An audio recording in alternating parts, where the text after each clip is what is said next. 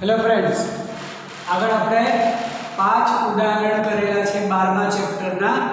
હવે જુઓ ઉદાહરણ નંબર 6. શું કહે છે ક્વેશ્ચનમાં વાંચો કે રીડબર્ગ સૂત્રનો ઉપયોગ કરી હાઇડ્રોજન વર્ણપટની લાઇમન શ્રેણીની પ્રથમ 4 વર્ણપટ રેખાઓની તરંગ લંબાઈની ગણતરી કરો. કે અહીંયા આપણને રીડબર્ગ સૂત્રનો ઉપયોગ કરવાનો કીધો છે અને આપણે જોઈએ છે લાઇમન શ્રેણીની પ્રથમ 4 રેખાની તરંગ લંબાઈ. તો પહેલા જેમ આગળ કીધેલું છે થિયરીમાં કે હંમેશા આપણે શ્રેણી પર પહેલા કોન્સન્ટ્રેટ કરવાનું. અહીંયા આપણને આપેલી છે લાઇમન શ્રેણી. લાઇમન શ્રેણી માટે આપણને કીધું છે તો આપણે એવું લખીએ કે લાઇમન શ્રેણી માટે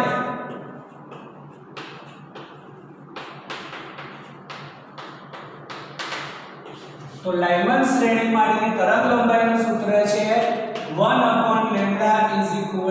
r 1/1² - 1/n². અહીંયા આપણે જોઈએ છે તેની પ્રથમ 4 રેખાની તરંગ લંબાઈ, પરંતુ કીધું છે આપણને રીડબર્ગ સૂત્રનો ઉપયોગ કરીને. જો ફક્ત આટલો શબ્દ ન આપેલો હોય કે રીડબર્ગ સૂત્રનો ઉપયોગ કરીને આવું ન લખેલું હોય અને ડાયરેક્ટ હોય કે લાઇમન શ્રેણી માટે પ્રથમ 4 રેખાની તરંગ લંબાઈ મેળવો, તો અહીંયા આપણે ડાયરેક્ટ r નો જે છે એ કિંમત મૂકી શકીએ કે રીડબર્ગ અચળાંકની કિંમત છે આપણી પાસે 1.09737 તો એનો જે કાંઈ પણ દાખલો છે થોડો ઈઝી થઈ જશે. પરંતુ અહીંયા કીધું છે આપણને રીડબર્ગ સૂત્રનો ઉપયોગ કરીને, તો અહીંયા આપણે રીડબર્ગ અચળાંકના સૂત્રનો ઉપયોગ કરવો પડશે. મતલબ એવું કહી શકાય કે અહીં r એટલે તો r નું મૂલ્ય નહીં, r નું આપણે સૂત્ર જોઈએ છે. એ છે e⁴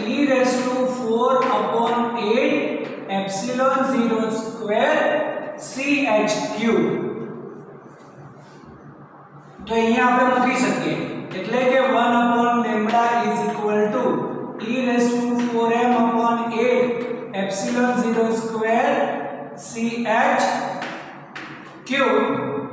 આ થશે 1 - 1/n². હવે થોડી આપણે કેલ્ક્યુલેશન એવી કરીએ અહીંયા કે પહેલા આપણે c જે છે અને એમાં h જે છે એને અલગ કરીએ અને એને ભાગાકારમાંથી ગુણાકારમાં લઈ જઈએ એટલે આ થશે ch/λ તો અહીંયા જે બાકી રહેશે તે e⁴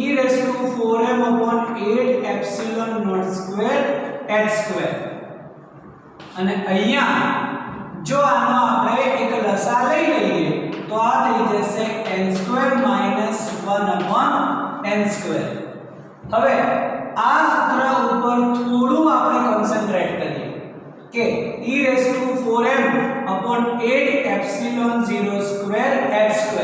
આની જે કિંમત છે એ આપણી પાસે ડાયરેક્ટ છે 13.6 ઇલેક્ટ્રોન વોલ્ટ. એટલે કહી શકાય કે પરંતુ e⁴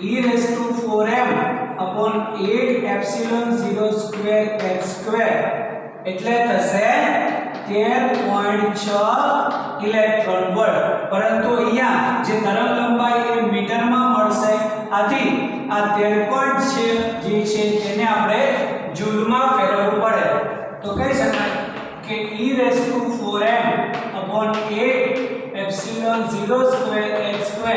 ની જો આપણે જૂલમાં કિંમત જોઈતી હોય તો 13.6 અને 1.6 10⁻⁻19 વડે ગુણી તો આ બંનેનો ગુણાકાર કરો.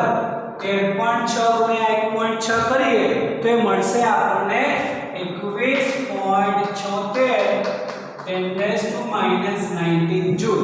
અને જો આ ડાયરેક્ટ કિંમત યાદ રહેતી હોય તો ડાયરેક્ટ પણ અહીંયા લખી શકાય કે આ બધી જ કિંમતો આપણે મૂકીએ તો મળશે 21.76 10⁻⁻19 જૂલ. જૂલ, જે અહીંયા હવે આપણે મૂકી શકીએ.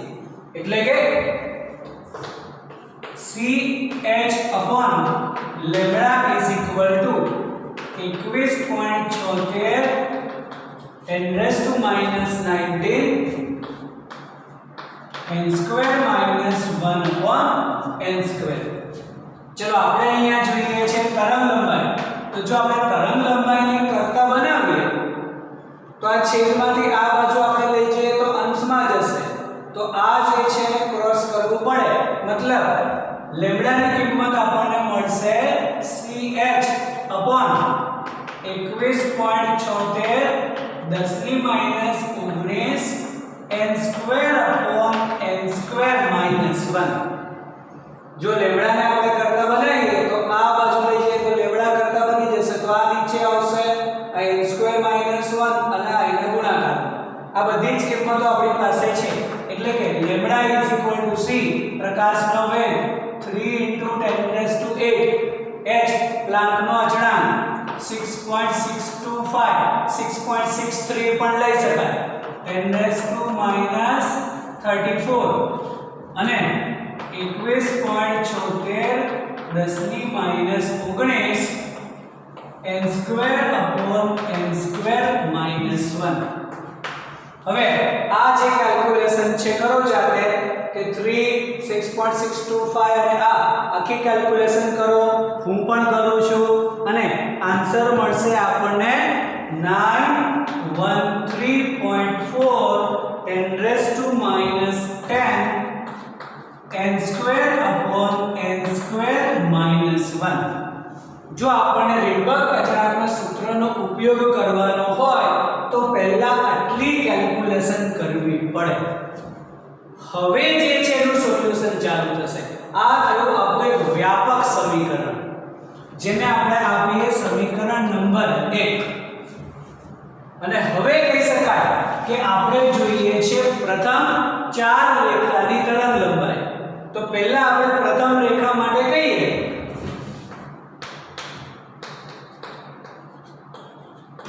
લાઇનમન શ્રેણીની પ્રથમ રેખા માટે શું કહી શકાય n is equal to 2. એટલે પ્રથમ રેખા એટલે n is equal to 2 થશે, જેને આલ્ફા રેખા પણ કહી શકાય. તો જો આપણે n is equal to 2 લઈએ તો સમીકરણ 1 પરથી તરંગ લંબાઈને આપણે λ1 કહીએ. પ્રથમ રેખા માટે λ1 તો આ થઈ જશે 913.4 10⁻⁻10 આ થઈ જશે 4 અને નીચે 3 થઈ જશે 2 નો સ્ક્વેર 4 -1 એટલે 3. તો આપણને પ્રથમ રેખાની તરંગ લંબાઈ કરવાની કેલ્ક્યુલેશન આ મળશે 1217.8 10⁻⁻10 મીટર, જેને લગભગ 1218 એંગસ્ટ્રોમ પણ કહી શકાય. કેમ કે 7 છે તો એને આપણે 8 કરી દઈએ તો 1218 એંગસ્ટ્રોમ આ પ્રથમ રેખાની તરંગ લંબાઈ થશે. ચલો તે જ રીતે આપણે કહીએ લાઇમન શ્રેણી માટે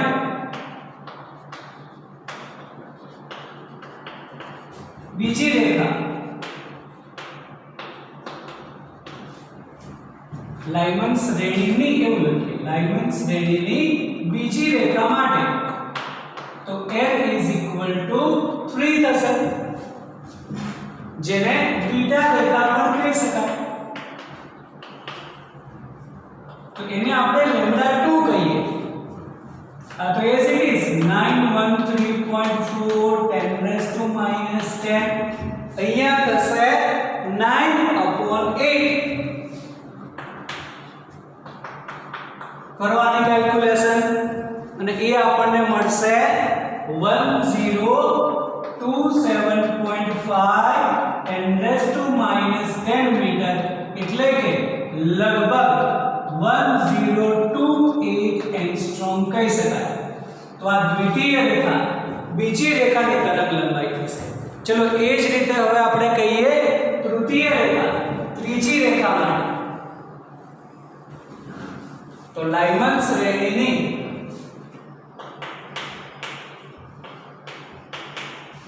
ત્રીજી રેખા માટે શું કહીએ આપણે n = 4. તો આપણી પાસે વ્યાપક સમીકરણ છે જેમાં એને આપણે λ3 કહીએ ત્રીજી રેખા છે એટલા માટે અને થશે 913.4 10 4 છે એટલે 16/15. ચલો ત્રીજી રેખાની તરંગ લંબાઈ કરો અને એ આપણને મળશે 974.3 10 છે એટલે એંગસ્ટ્રોમ કહી શકાય. ચલો એ જ રીતે હવે આપણે કહીએ લાઇમન શ્રેણીની ચોથી રેખા માટે n = 5 ત્યારે λ4 કહી શકાય. અને હવે અહીંયા દરેકમાં એવું પણ કહી શકાય આપણે કે આ જે છે લાઇમન શ્રેણી માટે છે તો આપણે λ1 λ2 તો આને λ11 કહી શકાય અને 21 કહી શકાય કેમ કે હંમેશા પ્રથમ રેખામાં જ આવશે. અને 31 લખવું હોય તો લખાય અને 41 આ 31 સ્વરૂપે પણ લખી શકાય ડાયરેક્ટ લખો તો પણ ચાલે. હવે આ થશે 913.4 10 25/24 થશે અને એની કેલ્ક્યુલેશન કરો તો મળશે 951.45 10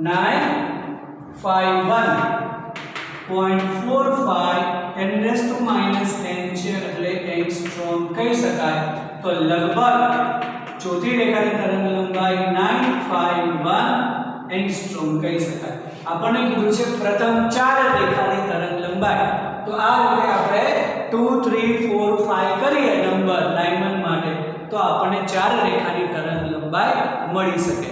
ચલો હવે ઉદાહરણ પૂરા થયા અને એક્સરસાઇઝમાં તો એક્સરસાઇઝમાં પહેલો જે દાખલો છે એ કંઈક આપણને ખાલી જગ્યા સ્વરૂપે કીધું છે કે ના વિધાનને અંતે આપણે કોઈ પણ શબ્દ મૂકવાનો છે.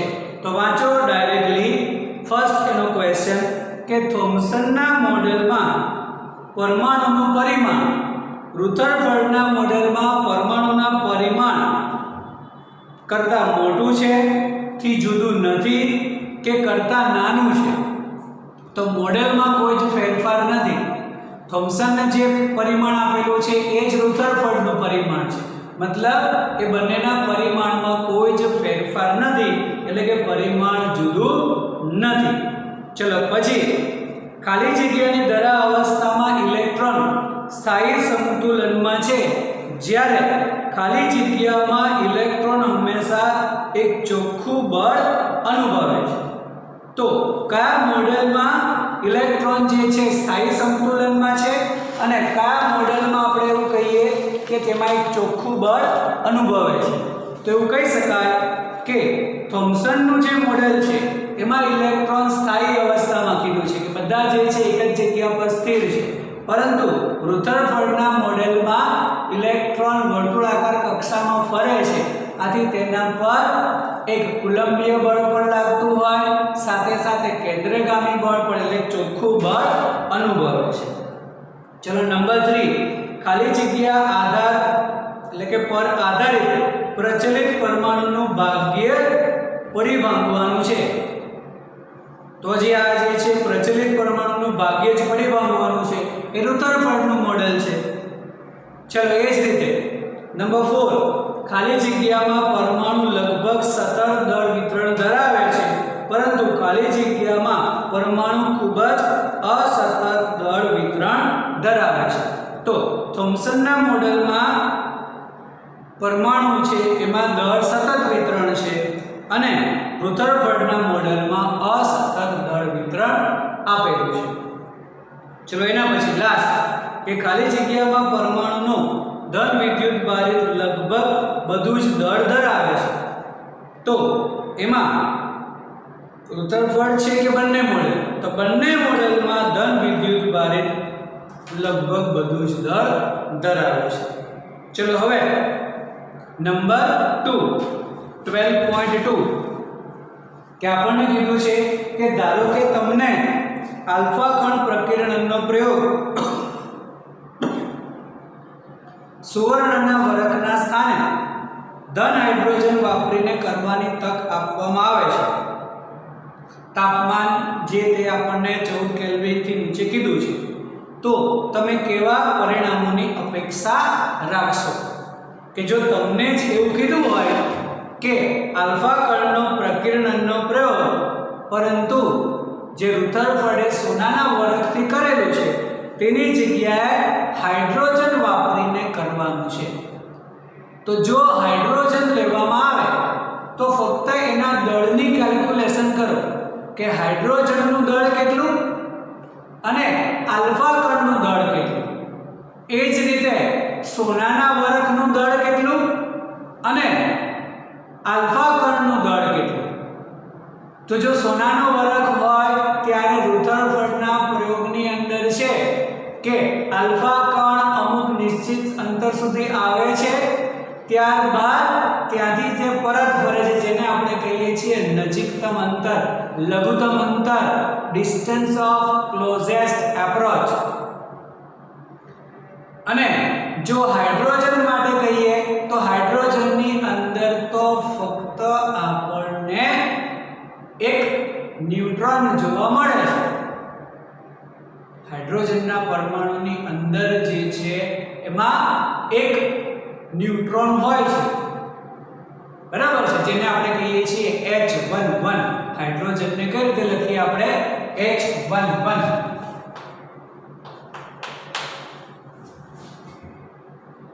તો હવે તેની અંદર જે આપણે કહીએ કે એક પ્રોટોન રહેલો છે. હાઇડ્રોજન પરમાણુના ન્યુક્લિયસની અંદર એક પ્રોટોન રહેલો છે અને આલ્ફા કણ માટે કહીએ છીએ આપણે Ag24 કે જેનું દળ 4 ગણું છે હાઇડ્રોજન કરતા.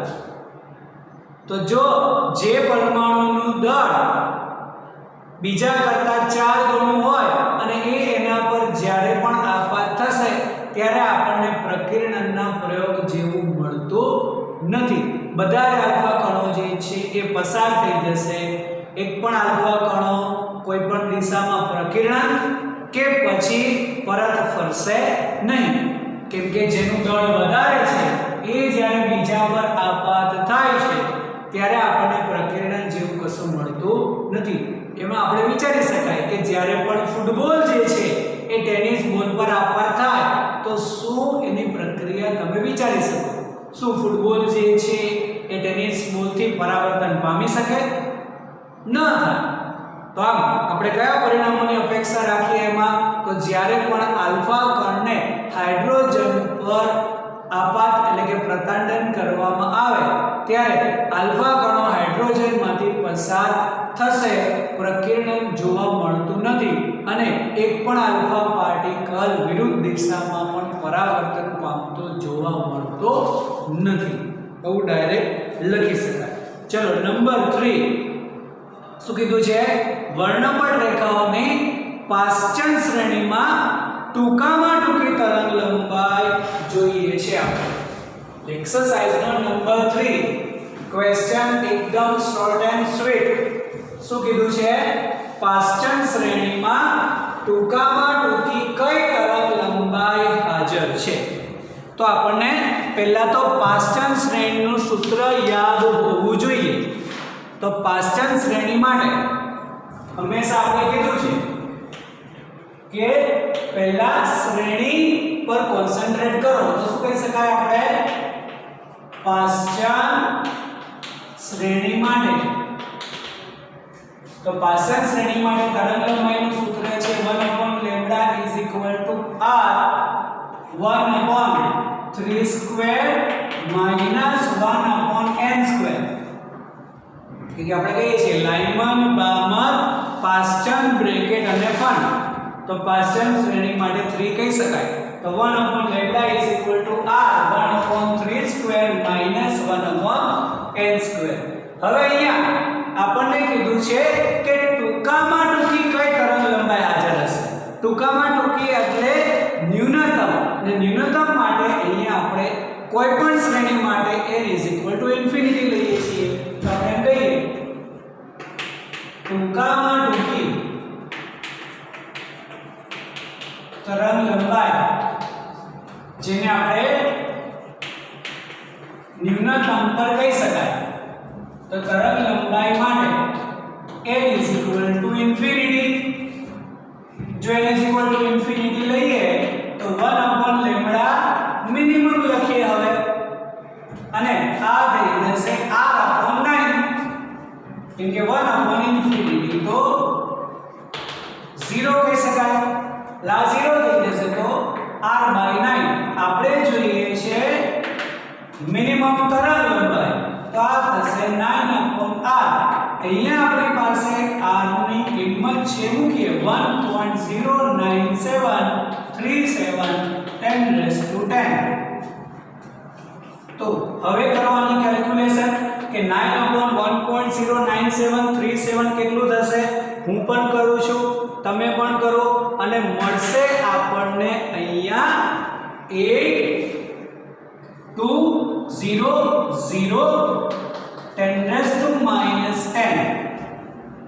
તો ડાયરેક્ટ કહી શકાય કે 8200 એંગસ્ટ્રોમ.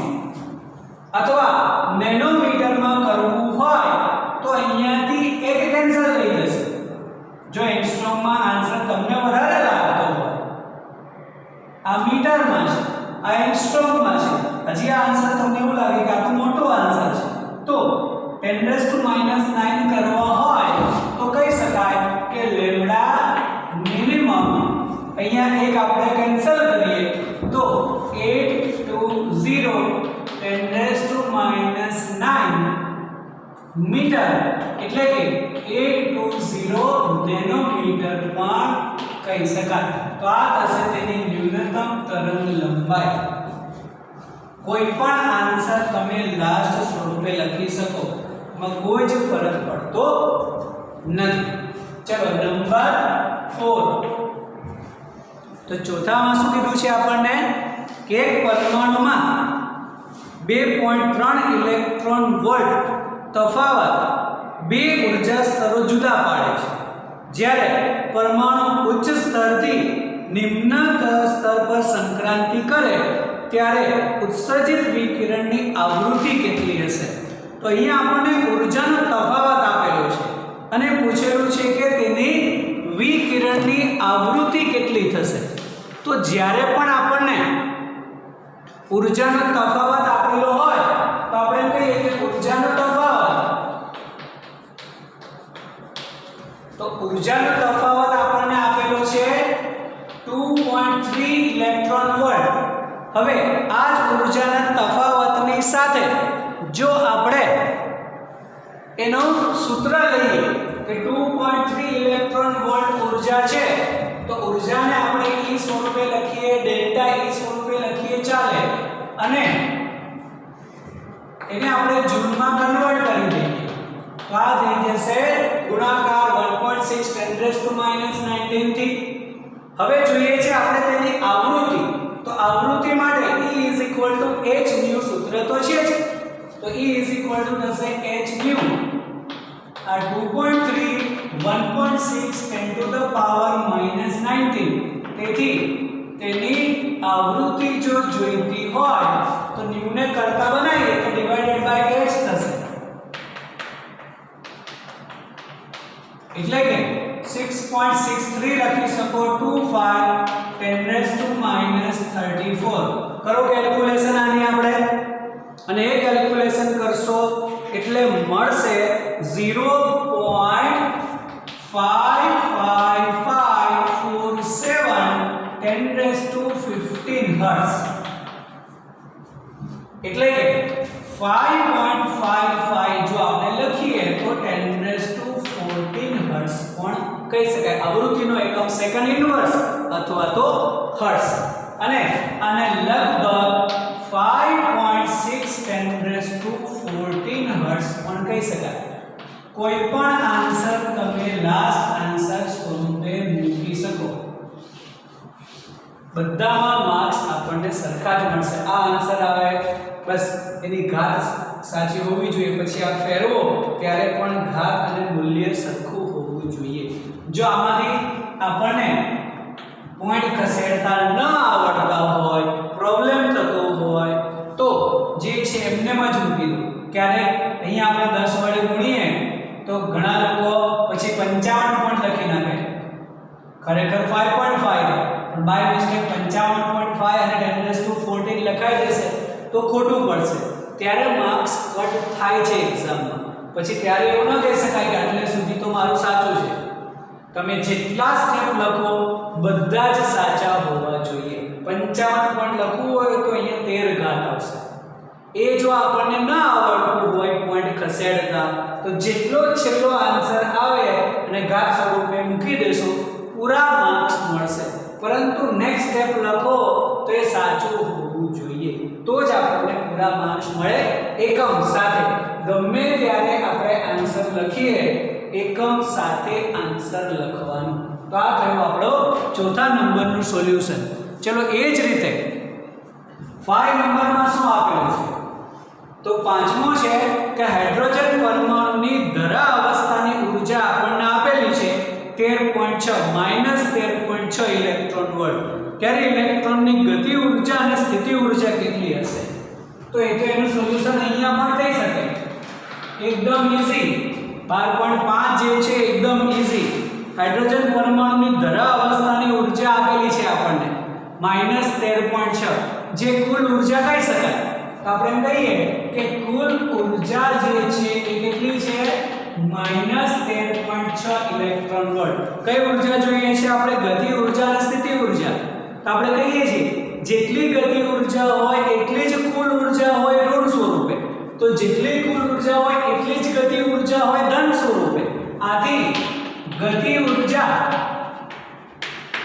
K = જો કુલ ઊર્જાને આપણે E કહીએ તો આ થઈ જશે +E સ્વરૂપે. મતલબ એ થશે 13.6 ઇલેક્ટ્રોન વોલ્ટ. કેમ કે જેટલી કુલ ઊર્જા હોય એટલી જ માઈનસ ગતિ ઊર્જા હોય. તો જેટલી કુલ ઊર્જા છે એ જ પ્લસ સ્વરૂપે ગતિ ઊર્જા એટલે 13.6. ચલો હવે સ્થિતિ ઊર્જા.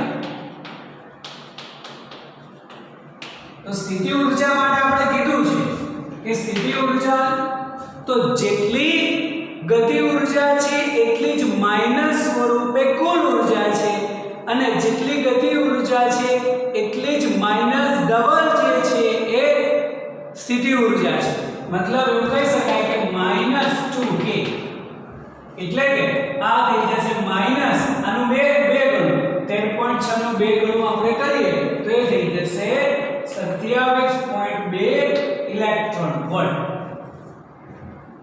આમ એ આપણને સ્થિતિ ઊર્જા ગતિ ઊર્જા મળી શકે કુલ ઊર્જા પરથી. કોઈ પણ ઊર્જા આપેલી હોય બાકીની 2 ઊર્જા આપણને આરામથી મળી શકે. ચલો હવે જોઈએ એનો નંબર 6. શું કીધું છે? 12.6 ની અંદર વાંચો એના ક્વેશ્ચન ની અંદર કે પ્રારંભમાં ધરા સ્થિતિમાં રહેલો હાઇડ્રોજન પરમાણુ એક ફોટોનનું શોષણ કરે છે. હા તો કરવા દો શોષણ, આપણે ના પડાય. જે તેને n = 4 સ્તર સુધી ઉત્તેજિત કરે છે. તો આ ફોટોનની આવૃત્તિ અને તરંગ લંબાઈ શોધો. શું કીધું છે કે તે એક ફોટોનનું શોષણ કરે છે અને 4 સ્તર સુધી લઈ જાય છે. તો એની આપણે આવૃત્તિ અને તરંગ લંબાઈ જોઈએ છે. પહેલા જે છે ધરા અવસ્થામાં છે, તો ધરા અવસ્થામાં પહેલા એની ઊર્જા આપણે લખીએ. નંબર છે આ 6 નંબર. તો એવું કહીએ હાઇડ્રોજન પરમાણુ માટે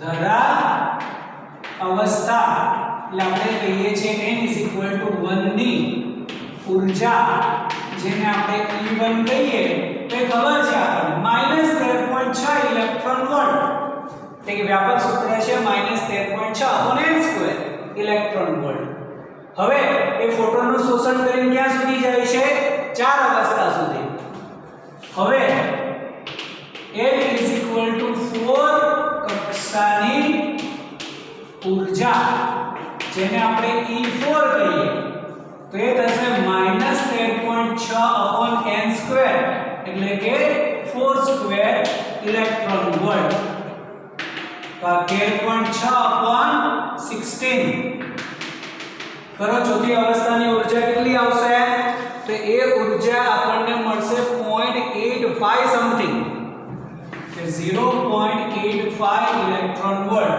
તો હવે આ ઊર્જાનો જો આપણે તફાવત લઈએ એટલે આપણને ઊર્જાનો તફાવત પરથી આવૃત્તિ તરંગલંબાઈ ઈઝીલી મળે તેથી એવું આપણે કહી શકાય કે E4 - E1 તો E4 - E1 એટલે કે -0.85 માઈનસ પ્લસ થઈ જશે 13.6 ઇલેક્ટ્રોન વોલ્ટ જેને આપણે ડેલ્ટા E પણ કહી શકાય તો કરો આ બાદબાકી કરો બાદબાકી કરવાથી મળશે 12.75 ઇલેક્ટ્રોન વોલ્ટ અને આને આપણે જૂલમાં ફેરવીએ તો 1.6 × 10⁻⁹ જૂલ અને ઊર્જાનું સૂત્ર હોય હંમેશા h ન્યુ એટલે કે આવૃત્તિ જો જોઈતી હોય તો ન્યુ = 12.75 છેદમાં થઈ જશે 6.625 10⁻34 કરો કેલ્ક્યુલેશન આની આવૃત્તિ આપણને મળી જશે 3.1 10⁻15 હર્ટ્ઝ હવે જોઈએ છે આપણે તરંગ લંબાઈ તો આપણી પાસે સૂત્ર છે કે c = nu લેમ્બડા પરથી લેમ્બડા = c/μ એટલે કે 3 × 10⁻8/3.1 10⁻15 કરો કેલ્ક્યુલેશન તરંગ લંબાઈ મળશે 0.9743 10⁻⁻7 મીટર આ પણ આન્સર કહી શકાય છેલ્લો આન્સર આ સાથે મૂકી દો પૂરા માર્ક્સ આપણને મળે જો આપણે નેનોમીટરમાં આન્સર જોઈતો હોય તો નેનોમીટરમાં આન્સર જોઈતો હોય તો અહીંયા -9 કરવા પડે તો આ જે છે આ બધું જશે 2 પોઈન્ટ એટલે કે 97.43 10⁻⁹ મીટર એટલે કે 97.43 નેનોમીટર પણ કહી શકાય પરંતુ જો પોઈન્ટ ખસેડતા ન આવડતા હોય આપણને તો કશું જ કરવાનું નહીં ઘણા લોકો શું કરશે કે અહીંયા -9 ની જગ્યાએ આમાં એડ કરી દેશે એટલે કે -5 કરશે અને લખશે 97.43 તો એ ખોટું પડે હંમેશા જે સ્ટેપ લખો તે સાચું હોવું જોઈએ તો 97.43 નેનોમીટર જે છે એ આપણને આન્સર મળી શકે